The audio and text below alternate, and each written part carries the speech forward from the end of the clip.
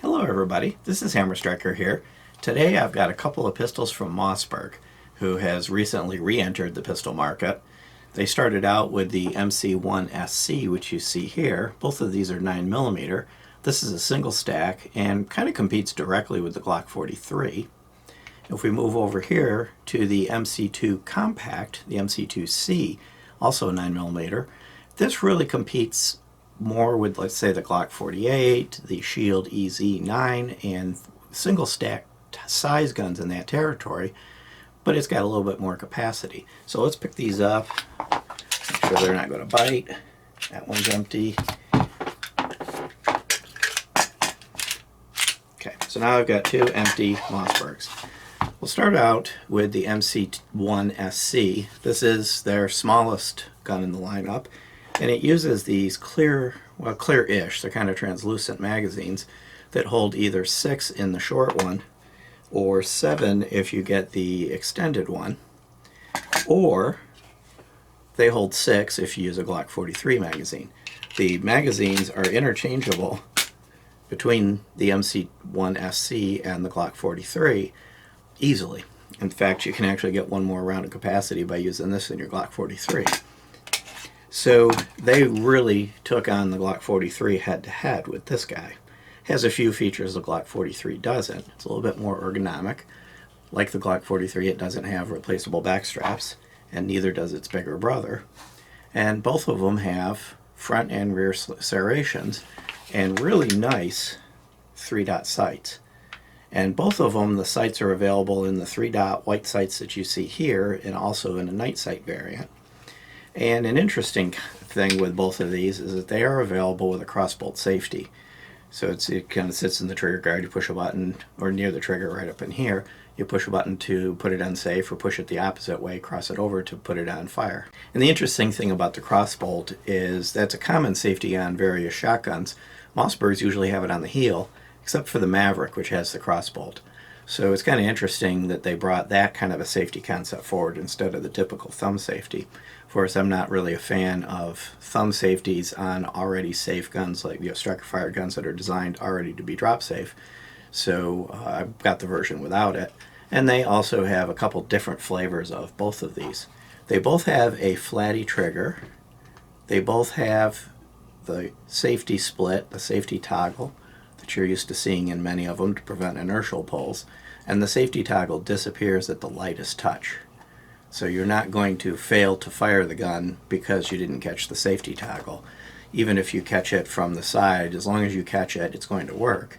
And it's kind of flat too, so that when you do get your finger on it, it goes up flat with the flat trigger and disappears out. So there's no little hump that's going to bite into your fingers. One of the things you'll see that's different between them, that kind of stands right out, is this little pad on the 2C for putting your finger, and a Picatinny rail with a single slot. Whereas the MC1SC does not have either the pad or the rail. Now there is a version of the MC1SC that's available with an E-series laser from Veridian, right from Mossberg, right from the factory. And the E-series works kind of like the Glock ones, the Crimson Trace on the Glock. It mounts here, mounts around the trigger guard, and that's how it works. So you don't actually need a rail to put that type of laser on the gun. Both of them have very nice serrations and textures and patterns on the front strap and the back strap. Both of them are easy to get a hold of and very comfortable to hold. And both of them are beveled in numerous different places, front and rear, to facilitate holstering, pulling in and out of holsters. So they're really designed to be carry guns, and they've got all the ergonomics that you've come to expect. So I've talked a lot about how they're the same. Now let's talk about how they're different. Of course, I did mention the presence and absence of the rail, but let's look at the dimensions. So I'm going to put them side by side, and you'll see that the MC2, of course, is longer. It's designed to be a little bit larger gun. So the MC2 is 7.1 inches front to back, and the MC1 is 6.25 inches front to back. And I'm probably going to, as I'm speaking, I'm going to mix up the 1s and 2s, so I'll make sure if I do that, I'm going to catch myself. But it's easy to do since they're so similar in the naming. The MC2 is 4.9 inches tall, and that would be with the flush magazine. Let me find the flush magazine, drop one in there. And you'll see the flush magazines do go flush. And the MC1 is 4.3 inches tall. And you'll see its magazine's got a bit of a bevel at the back, so it kind of bevels in. And this one is a little more square, so that it doesn't quite go as flush. But we're talking tenths of a hundredths to tenths of an inch here, nothing that's going to make a significant difference in how you're going to carry it. And then, of course, if you put the extended magazines in, then it gets a little bit longer. But, of course, you pick up a little bit of capacity. But one thing you're going to notice from a thickness perspective, the MC2 is 1.1 inches thick. That's this one here by my thumb. And the MC1 is 1.03 inches thick. So you gained 0.07 inches, but you gained significant capacity. You've gone from 6 or 7 to 13 or 15. And the 15 round magazine in the MC2 is a pinky extender style, but it also extends capacity. And if I put the extended capacity mag in the MC1, you'll see that the height difference, yeah, there's still a difference in height, of course, but with the two extended magazines, the height difference is somewhat proportional. And of course, it is the grip that's the hardest thing to hide, but neither of these grips is excessively long and stands out, and both of them give you a nice, comfortable grip. You get a full three-finger grip on the MC1 with the extended mag, and with the flush mag, you get two-ish, because the magazine will come right to about here. Put the magazine in there. You get about a two-finger grip. And with the flush magazine, if I find the right flush magazine, you're a three-finger grip no matter what you do on the MC2. So it's going to just make a difference of what's comfortable in your hand. I found that I tended to shoot the MC1 just a hair better, and I don't know if it's just the way it fit in my hand at the time, the ergonomics of it. Both of them have the same accuracy potential, and the difference between them was nuances. It was slightly bigger group on the one versus the other, but nothing that's going to make a big difference. And the grip's a little thicker on this, so that may make the difference in how it fits in my hand. One thing too, let me show you the extended mag. You'll see that you're still full three-finger grip with room left over. You got room for your fourth finger. So there's quite a bit of room on the grip of the gun, and it's easy to get a hold of. I would say that if you're looking for capacity, of course the MC2 is going to give you that. And if you're looking for the ultimate and small and compact, then the MC1 is going to give you that.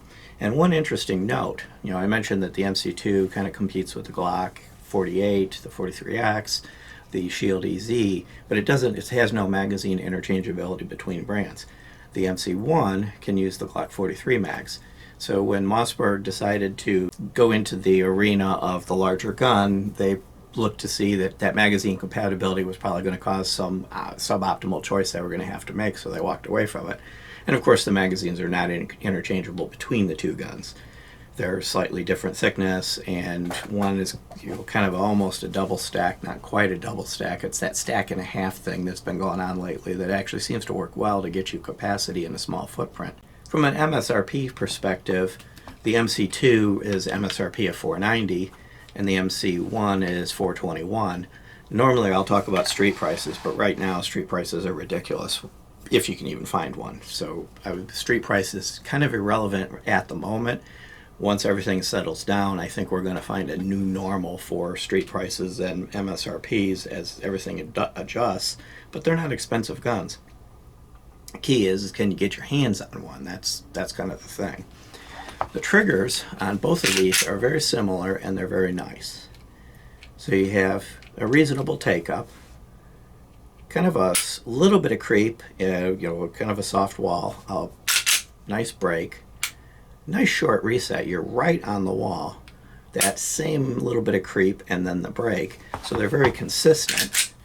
And this one's going to be the same. So there's your take-up, a little bit of creep, then the break. Nice short reset, right on the wall, a little bit creep and a break.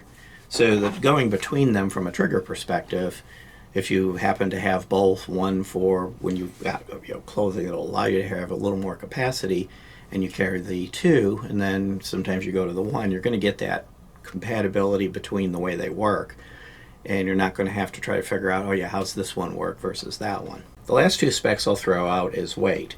The MC1 is 19 ounces and the MC2 is 21 ounces. So minimal difference in weight. The ammo, the more capacity and having more ammo in the mag's going to make more difference than the gun itself. So they did make sure that they kind of optimized when they went to the MC2 design, that they didn't increase the weight significantly. The barrel's 3.4 inches on the MC1 and 3.9 inches on the MC2. And at 9mm, the velocity difference is going to be insignificant. So choosing between these is really going to come down to what fits in your hand, what's comfortable, what you can shoot well, and whether or not you need the ultimate in concealability, or you're looking for a little more capacity, but you don't want to go to a full double stack like the Glock 19 and the M&P M2.0, that whole area of guns that are actually a little bit thicker and a little bit heavier. Overall, and it kind of doesn't matter which one you choose, they're going to do well. These have both been quite reliable.